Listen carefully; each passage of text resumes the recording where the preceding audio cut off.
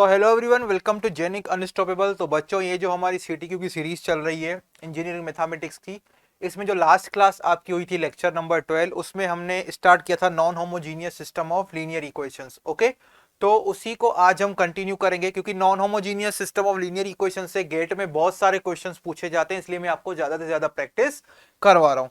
तो आज भी हम नॉन होमोजीनियस के रिलेटेड क्वेश्चन देखेंगे, और कल की जो क्लास होगी उसमें हम सिस्टम ऑफ लीनियर इक्वेशंस का वो लास्ट क्लास होगा, ठीक है, जिसमें मैं दो प्रॉब्लम्स लेके आऊंगा और ये आपको सिखाऊंगा कि होमोजीनियस हो या non homogeneous system of linear equations हो, सॉल्यूशन कैसे फाइंड करते हैं, मतलब एक्स वाई जेड की वैल्यू हम कैसे निकालते हैं। ओके, ठीक है। और उसके बाद डे आफ्टर टुमारो हम स्टार्ट करेंगे eigen values and eigen vectors, जो भी वो भी आपका एक वीक चलेगा। उसके बाद हम नए चैप्टर पे जाएंगे, डिफरेंशियल इक्वेशन। ओके, तो आज के क्वेश्चन पे जाते हैं। देखो, आज के जो दो क्वेश्चंस लेने वाला हूं, इसके रिलेटेड जो कॉन्सेप्ट्स हैं वो आपने सारे बना लिए। ओके, कॉन्सेप्ट्स हमने सारे सीख लिए, बस अभी उनको इंप्लीमेंट करना है, ठीक है। अभी हम डील करने वाले दो question related to non homogeneous system of linear equation.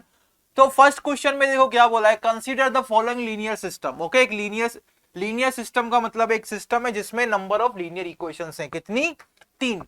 तो फर्स्ट इक्वेशन क्या है बेटा, x plus 2y minus 3z is equal to a, 2x plus 3y plus 3z is equal to b, 5x plus 9y minus 6z is equal to c।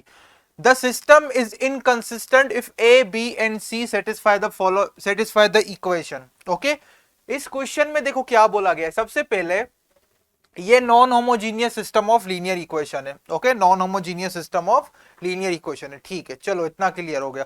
दूसरी बात इसने क्या बोला है, अगर ये जो given system of linear equations है ये अगर इनकंसिस्टेंट है तो बताओ ए बी एंड सी के बीच में रिलेशन क्या होगा, मतलब वो कौन सा इक्वेशन सेटिस्फाई करेंगे इन चार ऑप्शन में से। इनकंसिस्टेंट का मतलब होता है नो सॉल्यूशन। ओके, इनकंसिस्टेंट का मतलब होता है कि इस सिस्टम का सॉल्यूशन एग्जिस्ट नहीं करेगा।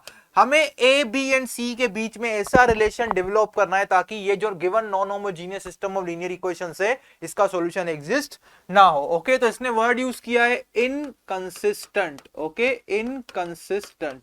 इनकंसिस्टेंट का मतलब है नो सॉल्यूशन, मतलब नो सॉल्यूशन। और नॉन होमोजीनियस के केस में नो सॉल्यूशन कब होता है बेटा, जब कोएफिशिएंट मैट्रिक्स और ऑगमेंटेड मैट्रिक्स का रैंक बराबर नहीं होता है। ये वाली कंडीशन सेटिस्फाई होनी चाहिए। आई इतनी बात समझ में? क्लियर हुआ ये बात? तो सबसे पहले हम क्या करते हैं बेटा, ऑगमेंटेड मैट्रिक्स बनाते हैं। तो चलो बनाते हैं ऑगमेंटेड मैट्रिक्स। गए ऑगमेंटेड मैट्रिक्स बनाने, देखते हैं ऑगमेंटेड मैट्रिक्स में फर्स्ट रो क्या आएगी बेटा, देख लो। 1 2 माइनस 3a क्या आएगा, 1 2 माइनस 3, और ये आपका आएगा यहाँ पे a, यहाँ पे क्या आएगा, a आएगा। फिर क्या आएगा देखो, फिर होगा 2 3 3b, 2 3 3b। Okay, 2 3 3b, 2 3 3b, चलो ये भी आ गया। फिर उसके बाद क्या आएगा, लास्ट रो देखो, 5 9 minus 6c, 5 5 minus 9 6c। Okay, 5 minus 9 6c यही है ना, देख लो एक बार। 5 प्लस 9 माइनस 6 है। ओके, प्लस 9 माइनस 6, ये प्लस 9 है, ये माइनस 6 है। ओके, ये ऑगमेंटेड मैट्रिक्स हमने बना दिया। इसको इस पे क्या करना पड़ेगा बेटा, इस पे एलिमेंट्री रो ऑपरेशन लगा के इसको रो इक्विवेलेंट फॉर्म में कन्वर्ट करना पड़ेगा। फिर हम रैंक से कंक्लूड करेंगे कि सॉल्यूशन कब एग्जिस्ट करेगा, कब नहीं करेगा। ओके, तो इसको हमें करना है रो इक्विवेलेंट फॉर्म में कन्वर्ट। उसके लिए बेटा क्या करेंगे, रो इक्विवेलेंट फॉर्म में कन्वर्ट करने के लिए फर्स्ट रो में जो फर्स्ट नॉन जीरो एलिमेंट है 1, उसके नीचे दोनों को जीरो बनाना पड़ेगा। तो यहाँ पे 2 है, इसको जीरो बनाने के लिए क्या करोगे, 1 को -2 से मल्टीप्लाई करके इसमें ऐड कर दो, या इसको ऐसा भी बोल सकते हैं 1 को 2 से, फर्स्ट रो को 2 से मल्टीप्लाई करके सेकंड रो में से सबट्रैक्ट कर दो। तो क्या लिखेंगे, R2 को हमने चेंज कर दिया, कैसे, R2 माइनस 2R1। सिमिलरली 1 के नीचे थर्ड रो में ये 5 है, 5 को जीरो बनाने के लिए क्या करना पड़ेगा, फर्स्ट रो को 5 से मल्टीप्लाई करके लास्ट रो में से सबट्रैक्ट कर दो। तो क्या हो जाएगा, R3 चेंज हो जाएगा, कैसे, R3 minus 5R1। Okay, R3 minus 5R1, ये हो गया आपका 1 2 माइनस 3a। फिर आपका यहाँ पे क्या आएगा देखो, 2 माइनस 2 0, ये हो गया 0। 2 माइनस 2 0, 3 माइनस 4 कितना होता है, -1। 3 माइनस 4 -1, 3 ऑफ प्लस 6 कितना होगा, 9 होगा। ये क्या होगा, b minus 2a। Okay, b minus 2a, ठीक है। 5 माइनस 5 हो गया 0, तो 2 को -5 से मल्टीप्लाई किया, -10 प्लस 9 कितना हो जाएगा, -1। कितना हो जाएगा, -1। -3 इंटू -5 कितना होता है, 15। 15 माइनस 6 कितना होता है, 9। Okay, c minus 5a, c minus -5 ये आपका आ गया। ठीक है, अभी सेकंड रो में जो फर्स्ट नॉन जीरो एलिमेंट है -1, उसके नीचे वाला एलिमेंट जीरो बनाओ। नीचे क्या है -1, तो ये तो सिंपल, अगर R3 में से R2 को सब्ट्रैक्ट कर दोगे तो -1 के नीचे जीरो आ जाएगा। ओके, बिल्कुल आ जाएगा, ये देखो। ठीक है, ये देखो 1 2 -3a -3a। Okay, 0 0 -1 9b -2a -1 ये हो गया 0। R3 में से R2 को सब्ट्रैक्ट करोगे तो -1 +1 0 हो गया, 9 -9 0 हो गया। ये क्या होगा, C -5 -b +2 है, मतलब कितना होगा -3a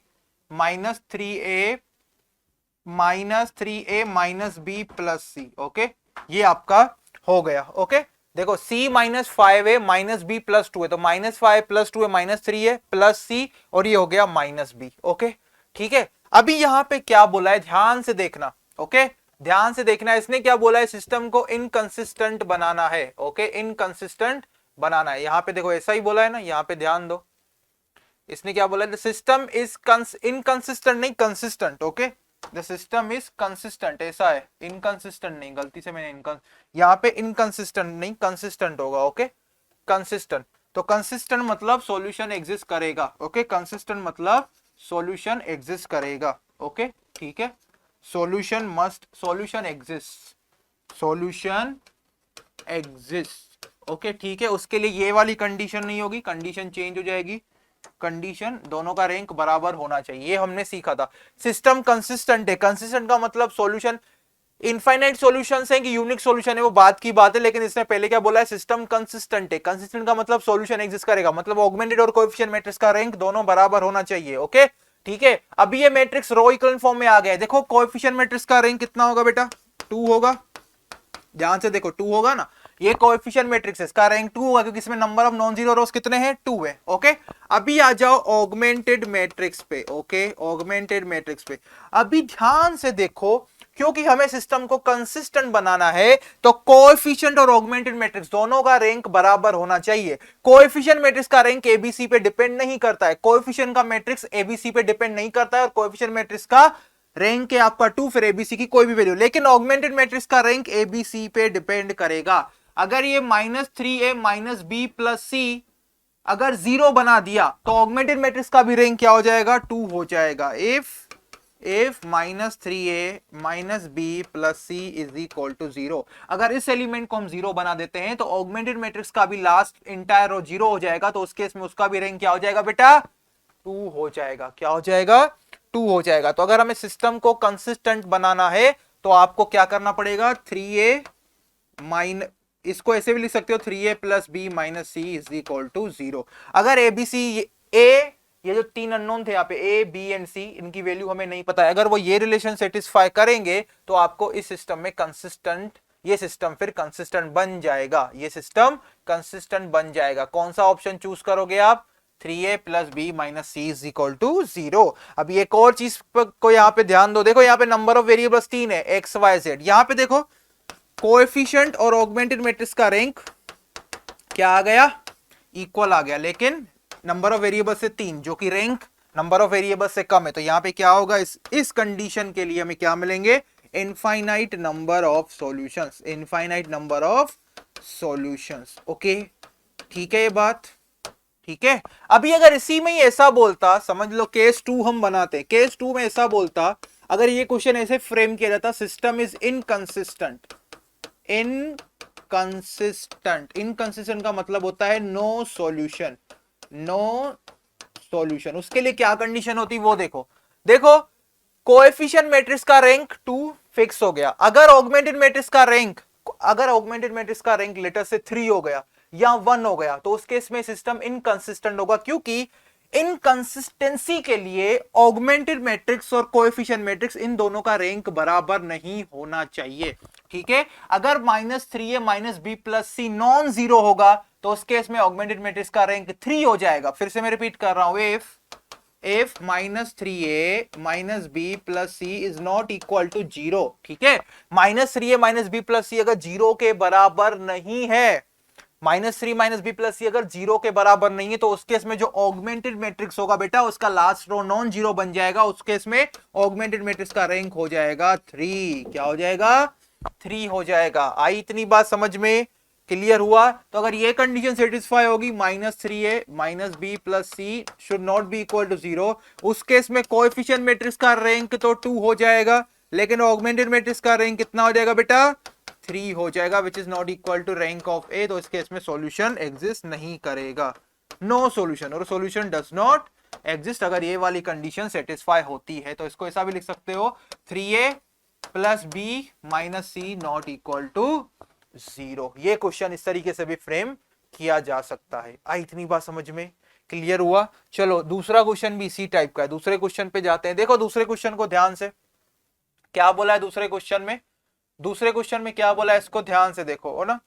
the following system of equations, हमारे पास एक सिस्टम ऑफ लीनियर इक्वेशंस है, उसमें 3 इक्वेशंस है। क्या? x1 plus x2 plus 2x3 is equal to 1, x1 plus 2x2 plus 3x3 is equal to 2, x1 plus 4x2 plus alpha x3 is equal to 4 has a unique solution, the only possible values of alpha is R. Okay, इसमें देखो question को आराम से समझो। Question में क्या बोल रहा है, ये जो सिस्टम ऑफ लीनियर इक्वेशंस है, non homogeneous system of linear equations, इसका अगर यूनिक सॉल्यूशन एग्जिस्ट करता है तो उस केस में अल्फा की पॉसिबल वैल्यू या वैल्यूज क्या हो सकती है? ठीक है, मतलब इसमें ऐसी पॉसिबिलिटी भी है कि सिर्फ अल्फा की एक वैल्यू के लिए क्या हो, आपका सिस्टम यूनिक हो, या अल्फा की एक से ज्यादा वैल्यू के लिए भी क्या हो, सिस्टम यूनिक हो। तो उस हिसाब से ऑप्शंस फ्रेम किए गए। तो सबसे पहले क्या करोगे बेटा? ऑगमेंटेड मैट्रिक्स बनाओगे। ठीक है, ऑगमेंटेड मैट्रिक्स बनाते हैं। चलो ऑगमेंटेड मैट्रिक्स हम बनाते हैं, a ratio b is equal to, ये क्वेश्चन पिछले वाले क्वेश्चन जैसा ही है। ऑगमेंटेड मैट्रिक्स बनाओ। फर्स्ट रो क्या आएगा? 1 1 2 1 1 1 2 1। ओके, सेकंड रो क्या आएगा? 1 2 3 2 1 2 3 2। थर्ड रो क्या आएगा देखते हैं, चलिए। थर्ड रो आएगा 1 4 अल्फा 4 1 4 अल्फा 4। सबसे पहले क्या करोगे बेटा? इसको रो इक्विवेलेंट फॉर्म में कन्वर्ट करोगे। ओके, रो इक्विवेलेंट फॉर्म में आप कन्वर्ट कर दो इसको। तो इसके नीचे 0 बनाने के लिए क्या करना पड़ेगा? सिंपली R2 में से R1 को सबट्रैक्ट करो। लास्ट प्रॉब्लम में यही किया था। R3 में से R1 को सबट्रैक्ट करो, सिंपल। Okay, simple. ये हो गया 1 1 2 1। Okay, 1 1 2 1 1 minus 1 0 2 minus 1 1 3 minus 2 1 2 minus 1 1। Okay, 1 minus 1 0 4 minus 1 3 alpha minus 2 4 minus 1 3। Okay, ठीक है। अभी आ जाओ आगे, आगे बढ़ते हैं। इस 1 के नीचे 0 बनाने के लिए क्या करोगे? R2 को 3 से मल्टीप्लाई करके R3 में से क्या कर दोगे बेटा? सबट्रैक्ट कर दोगे। क्या कर दोगे? सबट्रैक्ट कर दोगे। ओके, कैसे होगा देखो, 1 1 2 1। ओके, फिर क्या होगा आपका? 0 0 1 1 1। ये क्या? 3 माइनस 3 हो जाएगा 0। अल्फा माइनस 2 माइनस 3 कितना हो जाएगा? Alpha minus 5। 3 माइनस 3 हो जाएगा ये आपका 0। क्या हो जाएगा? 0। इसने क्या बोला है? यूनिक सॉल्यूशन चाहिए। Okay, unique solution. क्या चाहिए बेटा? Unique solution. तो यूनिक सॉल्यूशन के लिए कंडीशन क्या होती है नॉन होमोजीनियस के केस में? सबसे पहले कोएफिशिएंट और ऑगमेंटेड मैट्रिक्स का रैंक क्या होना चाहिए? बराबर होना चाहिए। और किसके बराबर होना चाहिए? नंबर ऑफ वेरिएबल्स के बराबर होना चाहिए। नंबर ऑफ वेरिएबल्स यहाँ पे कितने? 3, x1 x2 x3। ओके, अभी देखो, अगर अल्फा माइनस 5 को हमने 0 ले लिया, ओके, अल्फा माइनस 5 को हमने 0 बना दिया, if alpha minus 5 is equal to 0, इसका मतलब अल्फा की वैल्यू अगर हमने 5 रख दी, उस केस में ये एलिमेंट आपका 0 बन गया। ओके, ये एलिमेंट आपका 0 बन गया। ये एलिमेंट 0 बन गया तो उस केस में कोएफिशिएंट मैट्रिक्स और ऑगमेंटेड मैट्रिक्स दोनों का रैंक क्या हो जाएगा? 2 के बराबर हो जाएगा। ओके, 2 के बराबर हो जाएगा। उस केस में हमें क्या मिलेंगे? Infinite number of solutions. क्या मिलेगा बेटा? Infinite number of solutions. Okay, ये केस 1 हो गया। अभी दूसरा case, if alpha minus 5 is not equal to 0, का मतलब अल्फा 5 के बराबर नहीं है। अगर अल्फा 5 के बराबर नहीं है तो उस केस में बेटा ये एलिमेंट क्या हो जाएगा? नॉन जीरो हो जाएगा। ये एलिमेंट क्या हो जाएगा? Non zero element. लेटर से मान लो अल्फा इज इक्वल टू 6 ले लिया, उस केस में ये क्या हो जाएगा?